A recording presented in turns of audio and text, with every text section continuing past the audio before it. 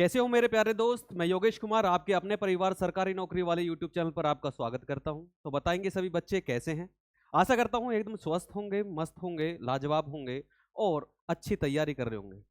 बच्चे जैसे कि आपको पता है प्रीवियस ईयर के सेट चल रहे हैं और जिसके अंदर आपका आज जो सेट होने वाला है वो 5 मार्च 2024 की शिफ्ट फर्स्ट का जिसके अंदर 20 प्रश्न आपके हिंदी के होने वाले हैं और बड़े ही इम्तिनान से और धैर्य पूर्वक हम इन्हें सॉल्व करेंगे। तो चलते हैं बच्चे अपनी क्लास की ओर, सेशन की ओर और चलते हैं, देखते हैं पहला प्रश्न क्या कहता है आपके सामने। बच्चों पहला प्रश्न है आपका, कोष्ठक में दिए गए शब्द के तत्सम रूप का सही विकल्प क्या है? क्या है बताइए बच्चों। तत्सम और तद्भव, मुझे अब ये बताने की जरूरत होगी नहीं कि तद्भव क्या होता है और तत्सम क्या होता है। आप बच्चों के जहन के अंदर इतना तो पहुंच चुका होगा कि तत्सम संस्कृत भाषा के शब्दों को कहते हैं और तद्भव जो किसी समय या परिस्थिति के अनुसार या ज्यादा प्रचलित होने की वजह से अपनी क्षेत्रीय भाषा के अंदर इस्तेमाल होते हैं।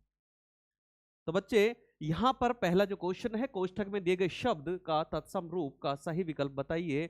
और पूछा क्या है आपसे? नेम। नेम बच्चे कोष्ठक में दिया गया है नेम। एक बार हम वाक्य को पढ़ लेते हैं और फिर समझते हैं कि यह क्वेश्चन क्या कह रहा है। पूजा पाठ से संबंधित कार्य को नेम से करना चाहिए। बच्चे नेम से करना चाहिए, ऐसा है क्या? बताइए। बच्चे नेम जो है एक तद्भव शब्द है और इसका जो तत्सम शब्द बनेगा आपका नियम बनेगा।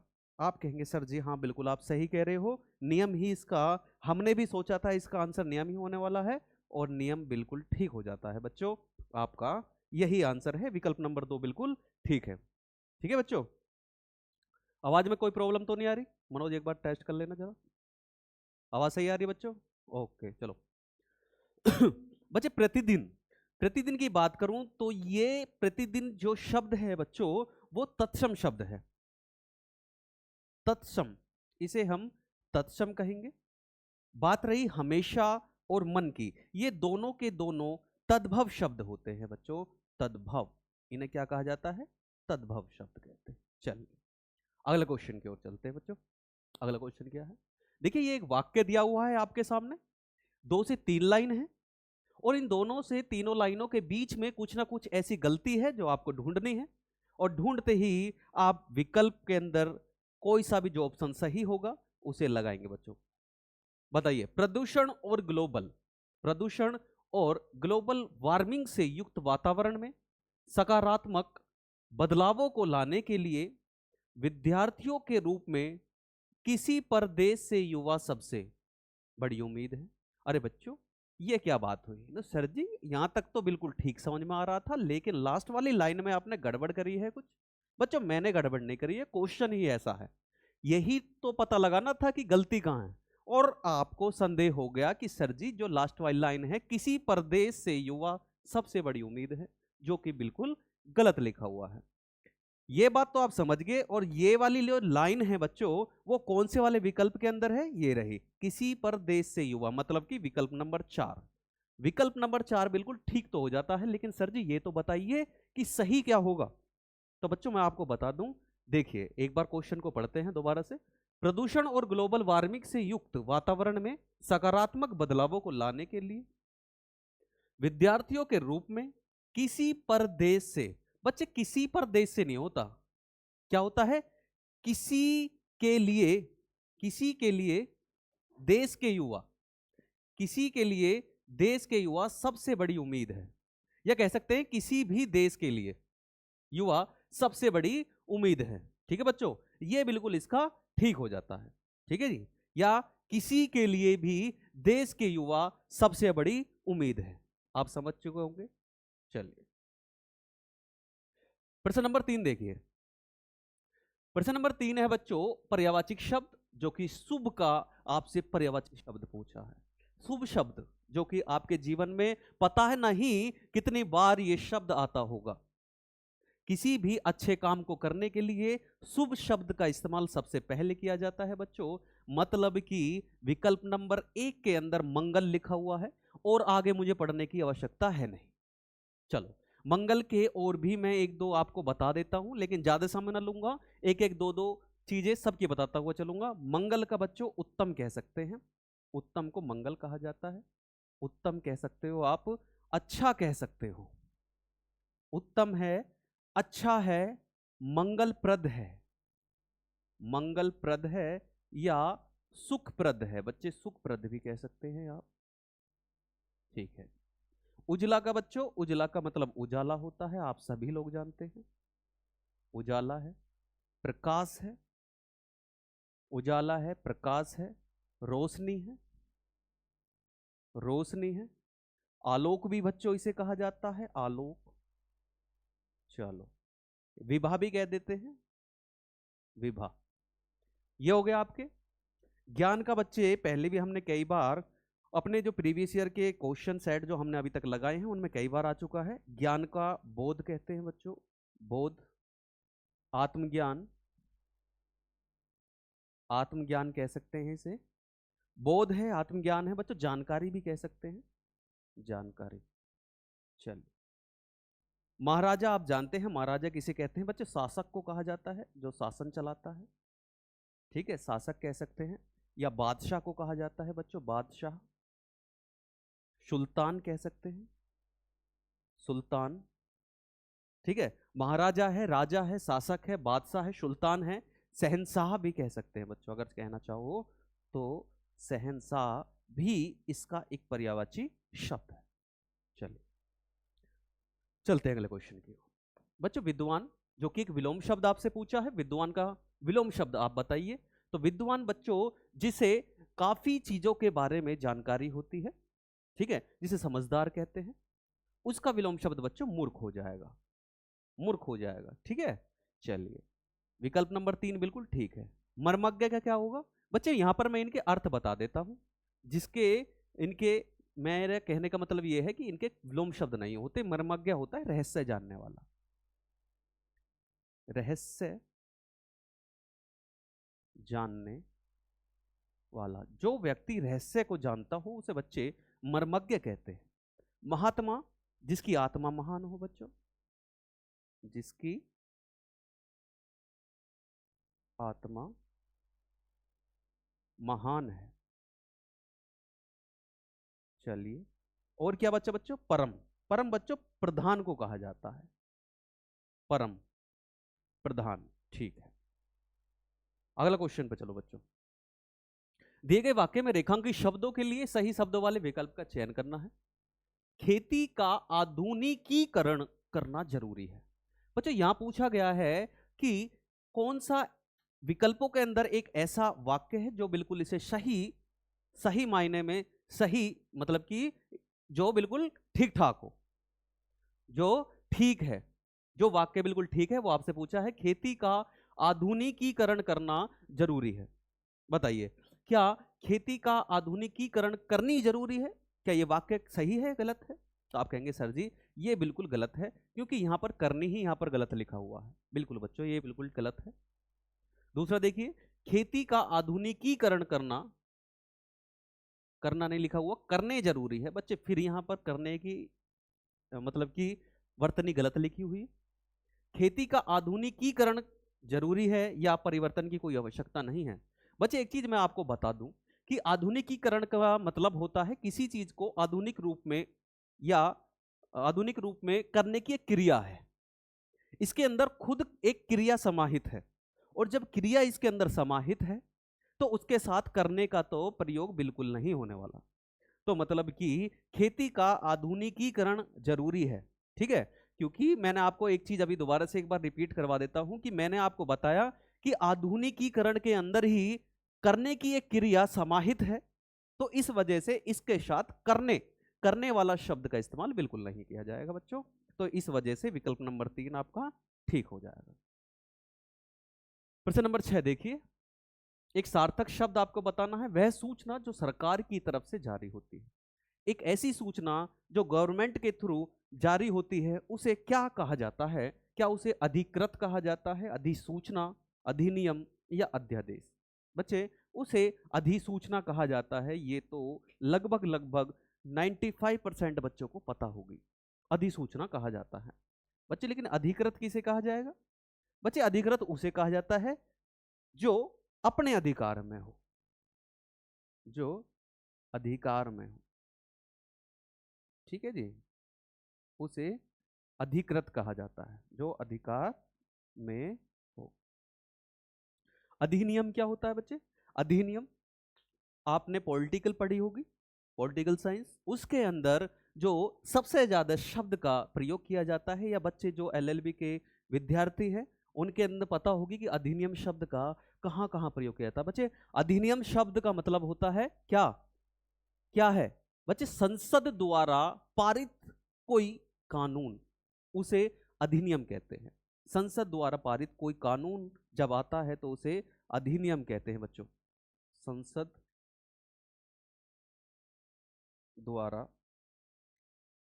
पारित कोई कानून। चलिए, अब आती है बात अध्यादेश की। अध्यादेश का अर्थ क्या होता है बच्चों? एक ऐसा आदेश जो एक निश्चित अवधि तक लागू हो, जो एक निश्चित अवधि तक लागू हो, ऐसा आदेश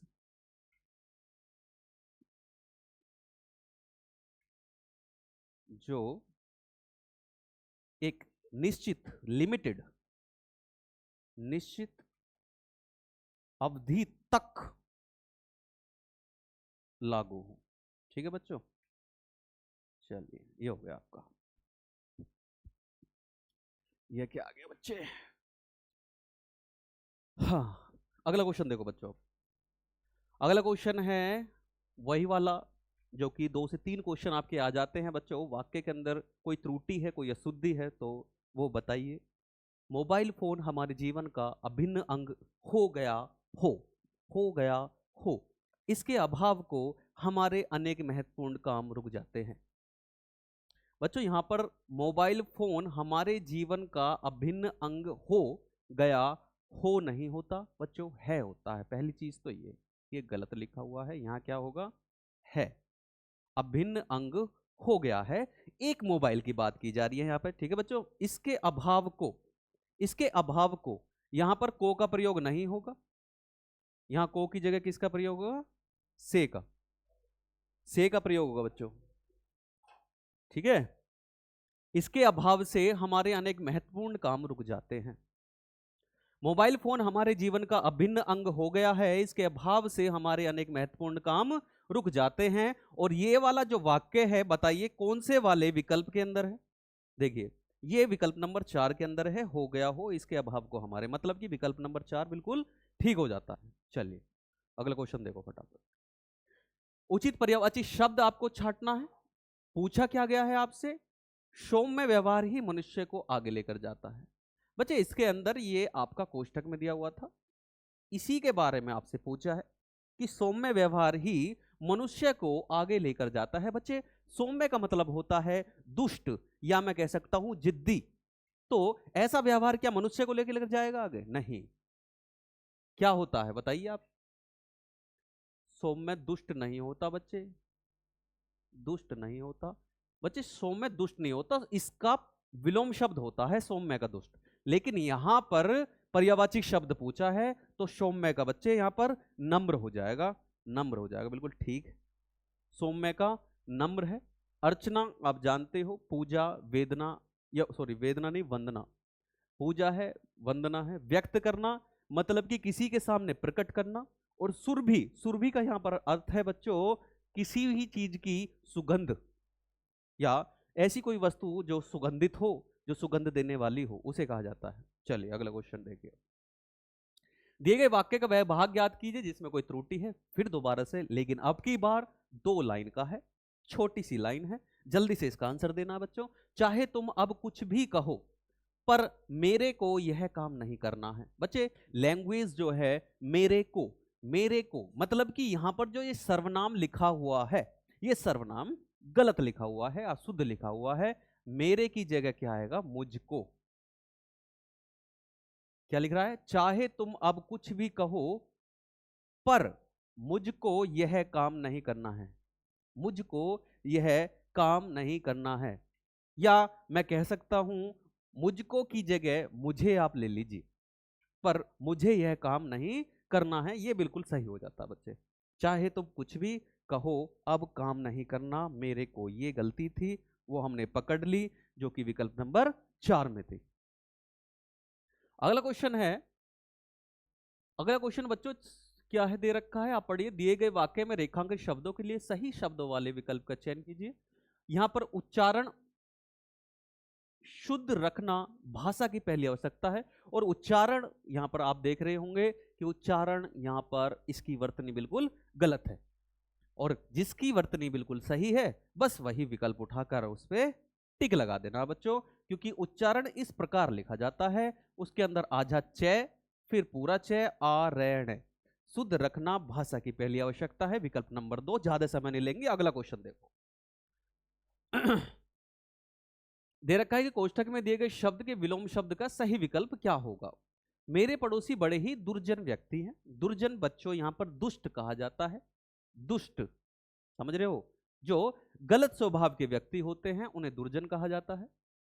क्या उसका विलोम शब्द असफल होगा, सज्जन होगा, खल होगा या कुराज होगा। बच्चे दुर्जन गलत व्यक्ति, सज्जन अच्छा व्यक्ति, अच्छे विचार वाला व्यक्ति, मतलब कि यहां पर इसका सज्जन बिल्कुल ठीक हो जाएगा, असफल का सफल हो जाएगा बच्चों, असफल का सफल, ठीक है।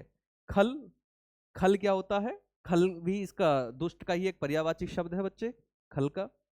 शिष्ट हो जाएगा, यहां पर इसे शिष्ट लिख सकते हैं, जो व्यक्ति शिष्टाचार वाला व्यक्ति होता है उसे शिष्ट कहते हैं। कुराज, बच्चे कुराज का कोई विलोम शब्द नहीं होता, लेकिन कुराज का अर्थ मैं आपको बता दूं, बुरा शासन करना होता है। क्या होता है, बुरा शासन। कुराज का अर्थ क्या है, बुरा शासन, ठीक है, ठीक है जी। क्वेश्चन नंबर 12 है बच्चे, मुहावरे का अर्थ आपको बताना है। मुट्ठी गर्म होना, मुट्ठी गर्म होना क्या सुख का अनुभव, धन की प्राप्ति, या ठंड से बचना, या पिटाई करना, या पिटाई करना, बताइए। मुट्ठी गर्म होना, आज तो मुट्ठी गर्म हो रही है, मतलब कि आज जेब में पैसा आने वाला है, मतलब बच्चे यहां पर धन से संबंधित बात की गई है, जिसका अर्थ है धन की प्राप्ति। मुट्ठी गर्म होना मतलब धन की प्राप्ति, जो कि बिल्कुल ठीक हो जाता है। सुख का अनुभव, ठंड से बचना, पिटाई करना, ये सभी के सभी निरर्थक वाक्य हैं, जिनका कोई मुहावरा भी नहीं बनता बच्चों, इसलिए मैं इनके बारे में बताने वाला भी कुछ नहीं। चलिए अगला है आपका, उचित देशज विदेशज शब्द का चयन कीजिए और इस खालिस्तान की पूर्ति कीजिए। तुम्हारा कल आ जाएगा, क्या आ जाएगा बच्चे, इंच आ जाएगा। इंच, इंच जानते हो ना आप, जिसको नापने की इकाई होती है उसे कहते हैं इंच।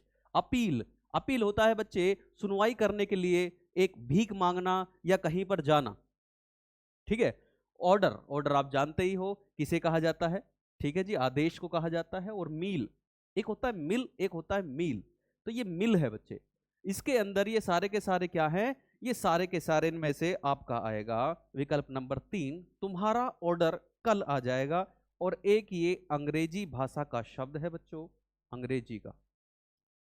इंच और अपील ये भी अंग्रेजी के हैं बच्चे। और ये जो मिल है बच्चे, ये लिया गया है इटालवी भाषा से। इटालवी, आप क्या होगे सर जी, इटालवी तो पहली बार सुन रहे हैं बच्चों, इटालवी आपने कई बार सुना है। ये इटली की राज्य भाषा है, इटली की राज्य भाषा।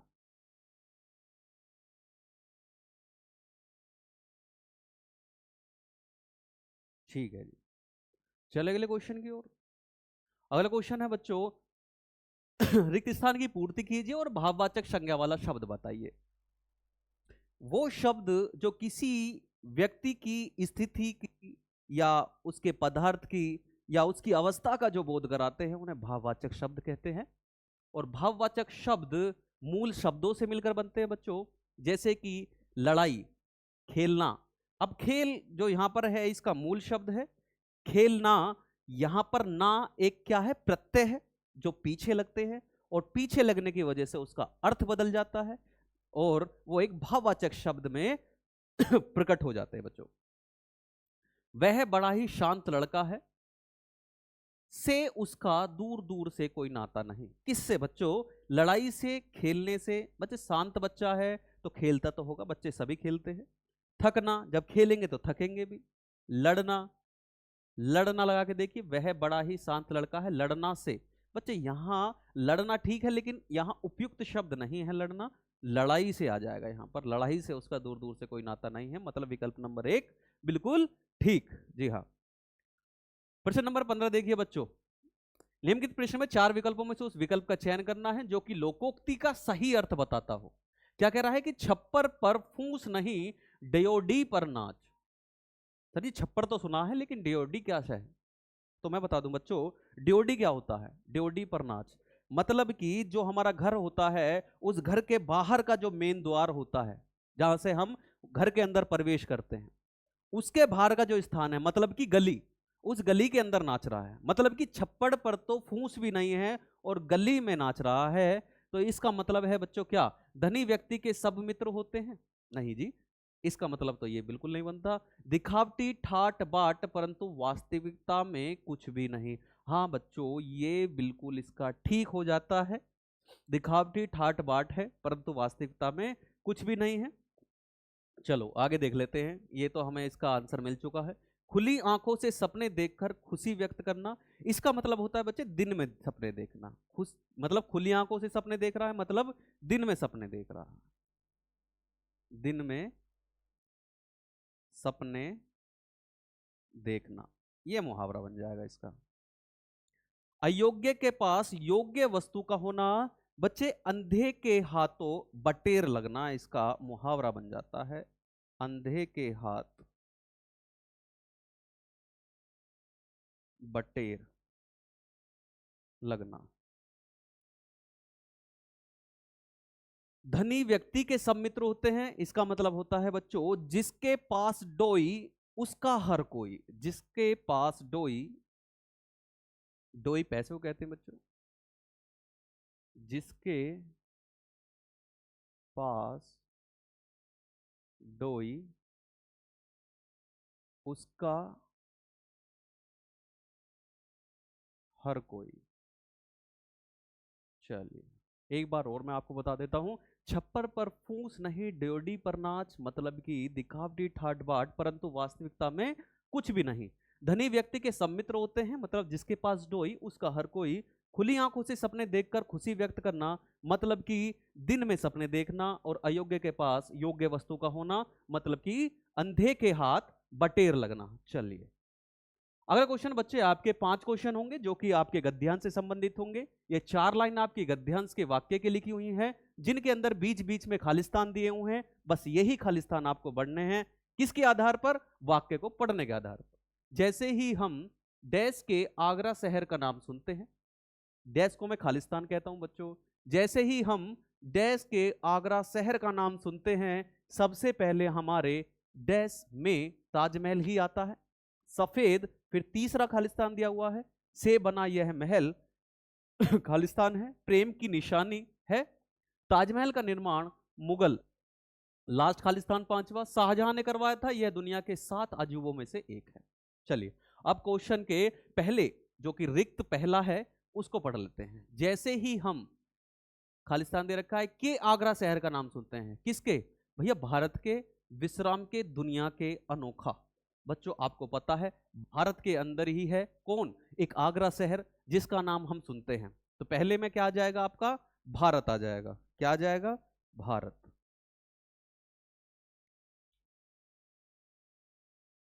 भारत के आगरा शहर का नाम सुनते हैं, सबसे पहले हमारे डैश में ताजमहल ही आता है। किसमें? परीक्षा में। अच्छा जी, अंकुश या गर्दन या जहन। बच्चे जहन, जहन मतलब होता है दिमाग के अंदर। दिमाग के अंदर मतलब कि दूसरे खालिस्तान क्या आ जाएगा? जहन में। जहन में ताजमहल ही आता है। फिर तीसरा दे रखा है बच्चों क्या?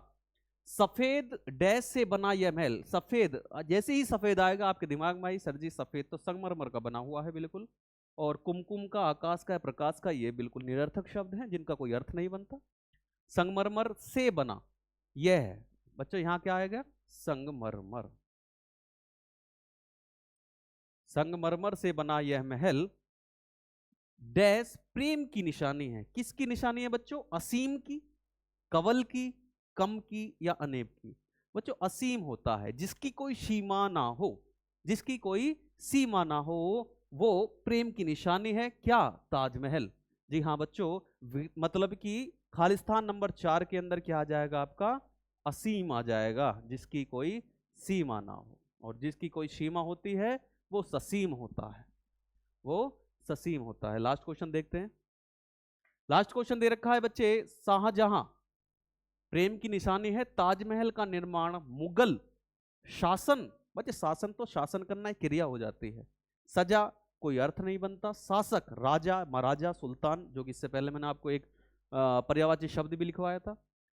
मुगल शासक था, वही सभी जानते हैं बच्चों। मुगल शासक शाहजहां ने करवाया था। यह दुनिया के 7 अजूबों में से एक है। एक है। एक बार दोबारा सुनिए, जैसे ही हम भारत के आगरा शहर का नाम सुनते हैं, सबसे पहले हमारे जहन में ताजमहल ही आता है। सफेद संगमरमर से बना यह महल असीम प्रेम की निशानी है। ताजमहल का निर्माण मुगल शासक शाहजहां ने करवाया था। यह दुनिया के 7 अजूबों में से एक है। 7 अजूबों में से एक है। चलिए बच्चे, ये बच्चों आपके 20 प्रश्न जो कि मैंने अभी अभी आपको करवाए, बड़े ही अच्छे तरीके से इनके मतलब कि सही बच्चों के समझ में आए होंगे। और आशा करता हूं ऐसे ही सभी बच्चे हमारे सेशन, हमारी क्लास, हमारी SNW टीम के साथ जुड़े रहिएगा। ऐसे ही 20 प्रश्न आगे भी चलते रहेंगे। तो बच्चों आगे की मतलब कि आज जो शिफ्ट कौन सी आपकी चली? मार्च की। क्या चली थी जी आज? 1 मार्च की नहीं बच्चों, 5 मार्च की पहली शिफ्ट। 5 मार्च की पहली शिफ्ट चली, अब सेकंड शिफ्ट चलेगी आपकी, और उसमें 20 प्रश्न ऐसे ही बड़े शानदार तरीके से करेंगे। तो बच्चों विदा लेता हूं, सही बच्चों को मेरी तरफ से जय हिंद जय भारत।